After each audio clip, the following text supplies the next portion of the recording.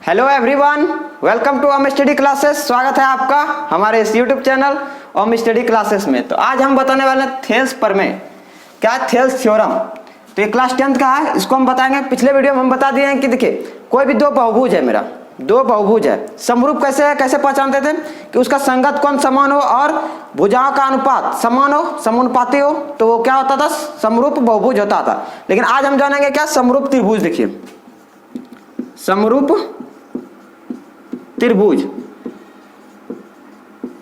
समरूप त्रिभुज कैसे पहचानेंगे? तो इसमें भी क्या होगा, संगत कोण समान हो। जैसे देखिए एक त्रिभुज मेरा ऐसे है और दूसरा त्रिभुज ऐसे है, ठीक है। तो यहां पर जितना कोण बनेगा मेरा, यहां पर जितना कोण बनेगा यहां पर भी उतना ही कोण बनना चाहिए, संगत कोण बराबर हो।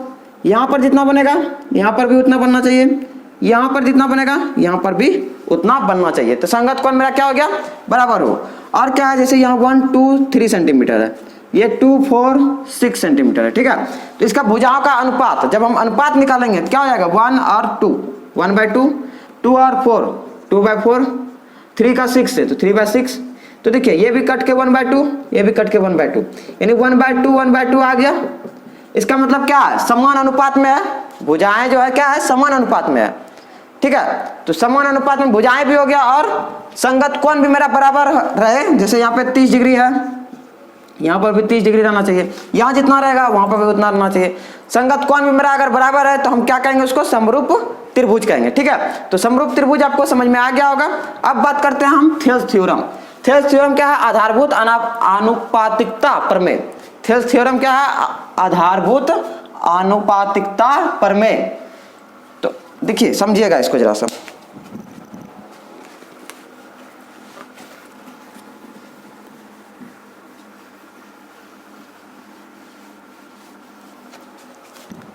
बहुत ही वीवीआई है, एग्जाम में 6 मार्क्स का आता है, ठीक है। एग्जाम में एक थ्योरम पूछेगा, कितना मार्क्स का, 6 मार्क्स का। तो इसको आप ध्यान से देखिएगा। क्या है, आधारभूत आनुपातिकता। आनुपातिकता मतलब अनुपात में रहेगा प्रमेय, जिसको थेल्स ने, बहुत ही प्रसिद्ध गणितज्ञ थे, कौन, थेल्स। थेल्स के द्वारा एक स्टेटमेंट है। क्या स्टेटमेंट है कि यदि देखिए प्रमेय 1 हम दे दिए हैं, पहला प्रमेय है ये, पहला प्रमेय हम सिद्ध करने जा रहे हैं, तो इसलिए इसमें हम क्या दे दिए, प्रमेय 1, ठीक है। 6.1 भी दे सकते हैं आप, प्रमेय 6.1 भी दे सकते हैं, क्योंकि चैप्टर 6 का है, लेकिन हम प्रमेय 1 दे दिए, कोई दिक्कत नहीं है। तो प्रमेय 1 में क्या है, यदि किसी त्रिभुज की एक भुजा के समांतर, कोई त्रिभुज है मेरा, त्रिभुज भी ड्रॉ कर लेते हैं। देखिए सपोज इस टाइप का त्रिभुज है मेरा, ठीक है, ये त्रिभुज है। यदि किसी त्रिभुज की एक भुजा के समांतर, एक भुजा के समांतर, ए यहां दे दिए, बी सी, तो BC के समांतर अगर हम एक और रेखा दें, एक भुजा के समांतर, तो BC के समांतर देते हैं, BC के समांतर क्या दे देंगे, D और E, ठीक है। यदि किसी त्रिभुज की एक भुजा के समांतर एक रेखा खींची जाए, खींच दिया हम, समझ में आ रहा है, किसके समांतर, ये BC के समांतर हम एक रेखा खींच दिए, क्या, DE, ठीक है। अब देखिए, तो अन्य दो भुजाएं एक ही अनुपात में विभाजित हो जाती है। तो अन्य दो भुजाएं, कौन दो भुजाएं, AD और DB, AE और EC समान अनुपात में विभाजित हो जाती है, ठीक है, एक ही अनुपात में विभाजित हो जाती है। तो अब हमको इसको सिद्ध करके बताना है कि मतलब समान अनुपात में एक ही अनुपात में विभाजित होता है या फिर नहीं होता है, यही है थेल्स प्रमेय। तो देखिए हम इसमें मॉडिफिकेशन क्या क्या करेंगे।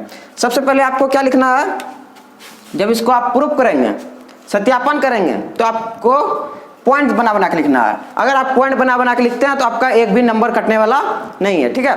तो देखिए सबसे पहले आपको क्या लिखना है, दिया है,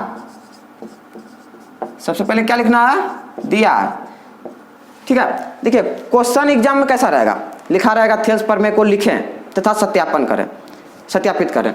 तो थेल्स प्रमेय को अगर लिखने बोलेगा तो प्रमेय यहां से यहां आपको लिख देना है, ठीक है, और सत्यापन फिर कर देना है। और अगर उस टाइप में क्वेश्चन नहीं रहे, अगर क्वेश्चन में ये पूरा स्टेटमेंट दे दिया है कि यदि किसी त्रिभुज की एक भुजा के समांतर, पूरा दिया हुआ है, ठीक है, थेल्स प्रमेय लिखा हुआ है, सिर्फ आपको अब पकड़ना है कि कौन सा प्रमेय है, वो थेल्स प्रमेय है। थेल्स प्रमेय अगर आप पहचान लिए, थेल्स प्रमेय को सत्यापन करने के लिए बोल रहा है, ये पूरा लिखा हुआ है क्वेश्चन में, तो आप उसको सिर्फ सत्यापन कर दीजिए, लिखना आपको नहीं है, ठीक है। तो यही है थेल्स में। तो देखिए दिया है आपको, क्या लिखना है, दिया है त्रिभुज ABC, यानी ABC एक त्रिभुज है, ABC एक त्रिभुज है, ठीक है। ABC एक त्रिभुज दिया हुआ है जिसमें क्या दिया हुआ है, BC के समांतर DE रेखा दिया हुआ है, ये नहीं बोला खींची जाए, तो BC के समांतर, जिसमें BC पैरेलल समांतर कौन रेखा, DE है, BC के समांतर DE है, ठीक है। इसका मतलब क्या होता है, समांतर पैरेलल। अब देखिए दिया एक पॉइंट मेरा हो गया, एक नंबर मिल गया, 6 मार्क्स का क्वेश्चन आता है। अब आपको सेकंड पॉइंट में क्या लिखना है, सिद्ध करना है, सिद्ध करना है। सिद्ध क्या करना है, तो सिद्ध करना है क्या कि एक ही अनुपात में विभाजित होती है, तो इसको सिद्ध करना है, AD और DB, AD बटे DB बराबर AE बटे EC। तो AD बटे DB बराबर AE बटे EC, ठीक है। AD बटे DB और AE बटे EC हमको सत्यापन करना है। अब देखिए अब क्या सेकंड पॉइंट होगा, दिया है पहले लिख दिए, सिद्ध करना है, फिर क्या हो जाएगा, रचना, जो हम मॉडिफाई करेंगे, रचना क्या करेंगे, देखिए ध्यान दीजिएगा जरा सा, D को C से मिला है, D को C से मिला है और E को B से मिला है, ठीक है, मिला दिए, कोई दिक्कत। आगे देखिए और मॉडिफाई करना है, क्या करना है कि AB पर, AB जो लाइन है इस पर हमको लंब डालना है, कहाँ से, E से, तो E से हम लंब डालेंगे, कहाँ से, E से लंब डालेंगे, और AC पर लंब डालेंगे, कहाँ से, यहाँ से, ठीक है। तो ये हो गया मेरा परपेंडिकुलर लंब और ये भी हो गया मेरा लंब, ठीक है, 90 डिग्री। तो E से कहाँ डाले लंब, AB पर, और D से लंब कहाँ डाले, AC पर। तो कुछ नाम दे देते हैं उसका, तो नाम देते हैं उसका M और N,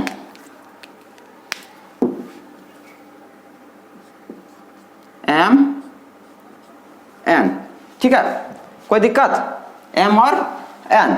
अब देखिए हम क्या मॉडिफाई किए कि D को C से मिला है और B को E से मिला है, तो रचना में क्या हो जाएगा, लिख देंगे क्या, B को E से तथा C को D से, C को D से मिलाएं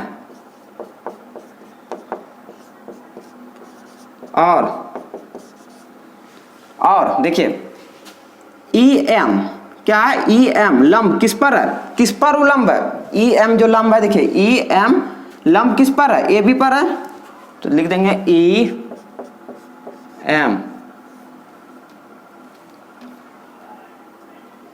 लंब किस पर, AB पर,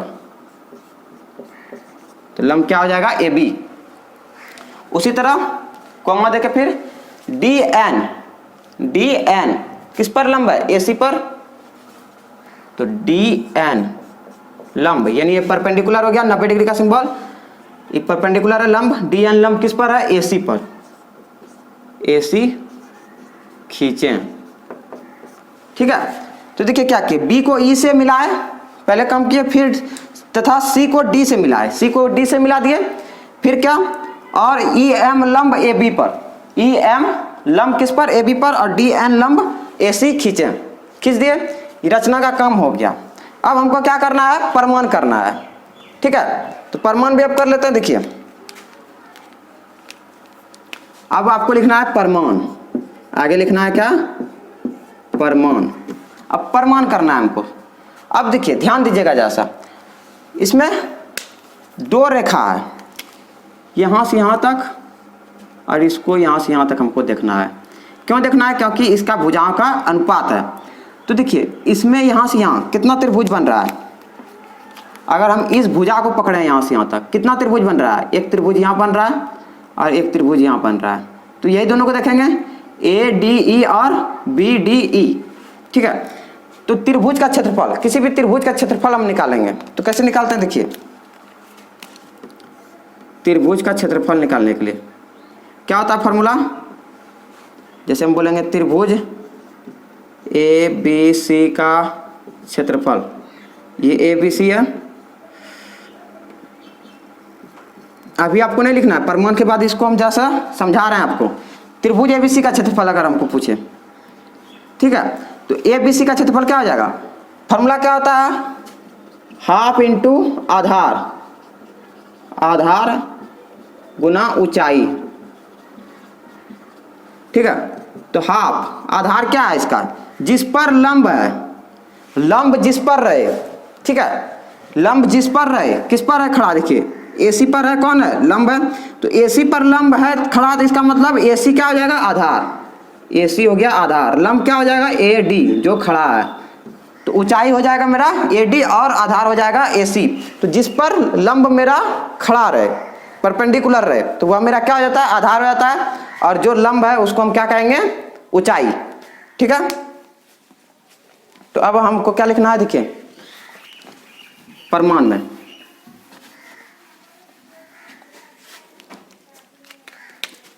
त्रिभुज ADE का क्षेत्रफल, किसका? ADE का। तो लिखेंगे एरिया ADE, इसका मतलब क्या? ADE का क्षेत्रफल, एरिया ADE मतलब ADE का क्षेत्रफल क्या हो जाएगा? 1/2 गुने आधार गुना ऊंचाई। आधार, आधार कितना है यहाँ पे? देखिए ये वाला लंब हम देखेंगे EM, तो EM लंब किस पर है? AD पर है। तो AD हो गया मेरा आधार और लंब, जो लंब है वो ऊंचाई हो गया, यानी EM, ठीक है। आगे देखिए, अगर हम एरिया निकालें किसका? BDE का, BDE का, तो ये क्या हो जाएगा मेरा? 1/2, इसका आधार क्या? देखिए BDE। तो इसको समझिएगा जरा सा, इस टाइप में है BDE। अब इसमें ऊंचाई तो नहीं हमको पता चल रहा है। अब देखिए ये यहाँ जहाँ पर मिलता होगा, कहीं ना कहीं 90 डिग्री बनाता होगा, क्या बनाता होगा कि नहीं? 90 डिग्री, यहाँ पे 90 डिग्री परपेंडिकुलर। तो जहाँ पे 90 डिग्री बना रहा है, मतलब इस लाइन पे बना रहा है 90 डिग्री, तो ये मेरा BD क्या हो जाएगा? आधार, और ऊंचाई कहाँ से? EM ही हो जाएगा, होगा कि नहीं होगा? क्या कि ये आगे जाके तो 90 डिग्री मिल रहा है, कहीं ना कहीं यहाँ पे मिल रहा है परपेंडिकुलर, तो EM मेरा लंब हो जाएगा और आधार BD हो जाएगा। तो BD हो गया क्या मेरा? आधार, और लंब क्या हो गया? EM, ठीक है। अब देखिए, अतः अनुपात निकाल देंगे। अतः एरिया ADE बटे एरिया BDE क्या हो जाएगा? 1/2 AD गुना EM बटे 1/2 BD गुना EM। EM cancel, half half cancel, तो अनुपात क्या निकल के आ गया मेरा? AD बटे BD। तो आगे आपको लिख देना है क्या? देखिए हम आगे लिख देते हैं इधर, आप यहां तक नोट कर लिए होंगे। चलिए आगे देखिए। अब देखिए, अब क्या करना है? ये मेरा आ गया। अब इसको इक्वेशन फर्स्ट मान लेते हैं, एरिया ADE बटे एरिया क्या आया? BDE, BDE क्या निकल के आया?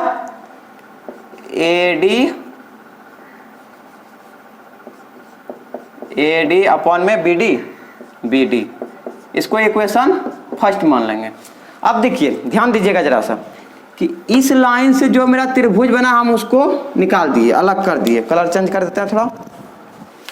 अब देखिए इस लाइन से जो त्रिभुज बन रहा है मेरा उसको अलग करेंगे। क्या क्या? एक ADE जो कि पहले भी था, और दूसरा क्या? CDE।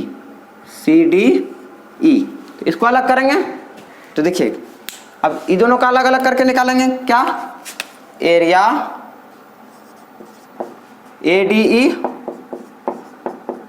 क्या हो जाएगा, हाफ इंटू वही आधार। तो देखिए अब की बार इधर ले रहे हैं, कौन ले रहे हैं, ये वाला त्रिभुज ले रहे हैं। इधर से जब हम लिए थे, ये दोनों जब लिए थे तब आधार मेरा ये था, क्यों था, क्योंकि हम ये लंब लिए थे।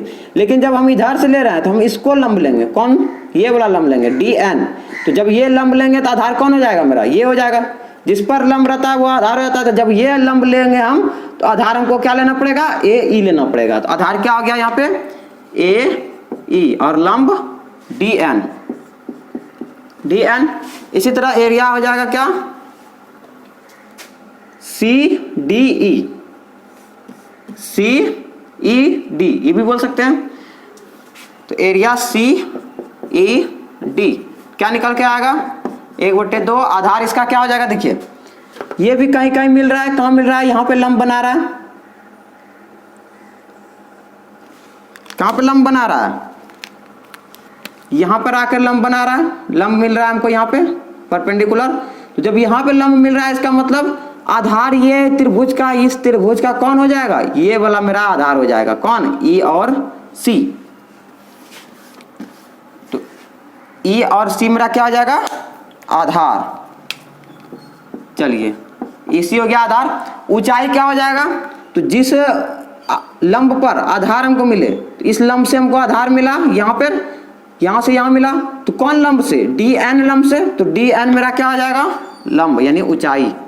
ठीक है, तो अब हम क्या निकालेंगे, अनुपात निकाल देंगे। अतः एरिया ADE बटे एरिया CED क्या हो जाएगा, 1/2 गुनी AE बटे गुनी DN बटे 1/2 गुनी EC गुनी DN।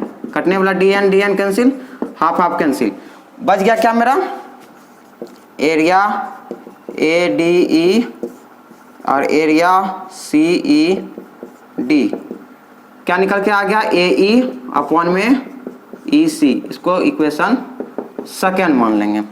यहां तक किसी को समझने में दिक्कत। अब देखिए क्या करना है, आगे ध्यान दीजिएगा।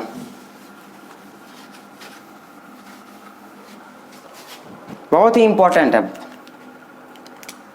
अब देखिए अब क्या काम करना है हमको, कि अब दोनों त्रिभुज का निकाल दिए, इसका भी निकाले, इधर से इसका भी निकाले। ये तो कॉमन था मेरा, क्योंकि देखिए दोनों इक्वेशन में ADE ऊपर में ADE है। अब देखिए हमको क्या निकालना है, समझना क्या है यहाँ पे। देखिए ये जो लाइन है, ध्यान दीजिएगा, ये लाइन है, इधर से एक बन रहा है त्रिभुज और एक इधर से बन रहा है।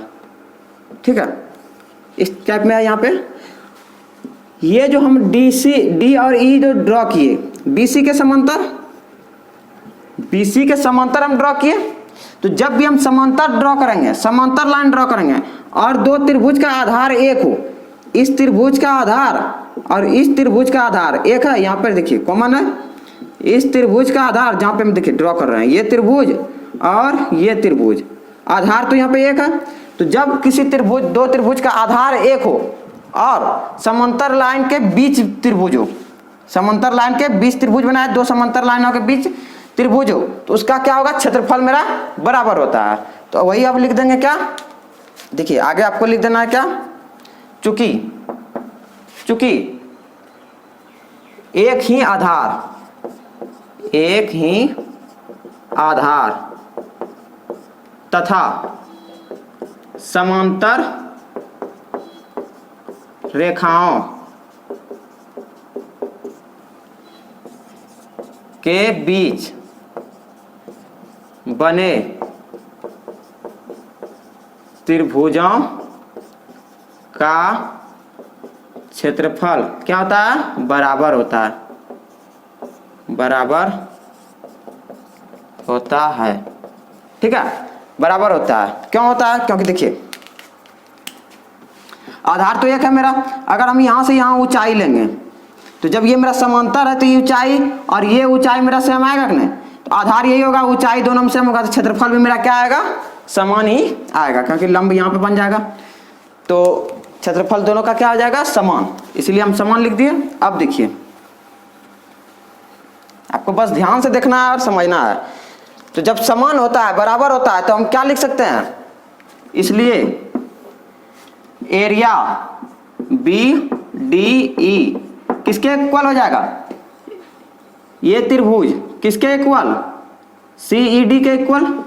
तो एरिया CED ये इक्वल हो जाएगा, दोनों आपस में बराबर हो जाएगा। क्यों होगा, क्योंकि हम कारण यहाँ पे पहले बता दिए हैं।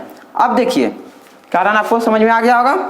तो जब बराबर है तो हम BDE को CED के बराबर कर सकते हैं। ऊपर में देखिए एरिया ADE है, यहाँ भी एरिया ADE है, दोनों इक्वेशन को ध्यान से देखिएगा, एरिया ADE, एरिया ADE, ऊपर वाला तो मैच कर रहा है, नीचे वाला अलग अलग है, क्या है, BDE और CED। तो BDE CED दोनों बराबर होता है, तो हम इस दोनों को भी बराबर कर सकते हैं ना, बराबर लिख सकते हैं। तो क्या हो जाएगा, अतः लिखेंगे समीकरण 1 तथा 2 से, समीकरण 1 तथा समीकरण 2 से अनुमान लगाएंगे तो क्या हो जाएगा, बराबर हो जाएगा दोनों, एरिया ADE बटे एरिया BDE किसके equal, area ADE equal to area BDE, ये दोनों आपस में क्या हो जाएगा, बराबर हो जाएगा। तो जब बराबर हो जाएगा, क्यों बराबर होगा, यहाँ पे जब बराबर है तो ये भी बराबर हो गया आपस में, BDE ने कौन, CED बराबर है ना, CED के बराबर, तो दोनों बराबर हम कर सकते हैं। इसका मान क्या है, समीकरण 1 से देखिए, AD बटे BD, AD बटे BD, और समीकरण 2 CED क्या, AE बटे EC, AE बटे EC। तो यही तो हमको प्रूव करने बोल रहा था ना, कि इसके भुजाओं का अनुपात एक ही अनुपात में रहता है, AD बटे DB, AE बटे EC। तो देखिए आ गया कि नहीं, आ गया, ठीक है। तो यही हमको प्रूव करना था, प्रूव्ड। तो इतना अगर आप कर लेते हैं तो आपको 6 मार्क्स मिल जाएगा, ठीक है। तो बहुत ही इंपॉर्टेंट थ्योरम था, क्या था ये, थेल्स थ्योरम, आधारभूत आनुपातिकता। आनुपातिकता कैसे हुआ, देखिए अनुपात में है ना बराबर, जब अनुपात में बराबर है तो इसीलिए इसको आधारभूत आनुपातिकता प्रमेय कहते हैं, ठीक है। तो आज के इस वीडियो में इतना ही रहने देते हैं, मिलते हैं फिर अगले वीडियो में, तब तक के लिए बाय बाय, जय हिंद।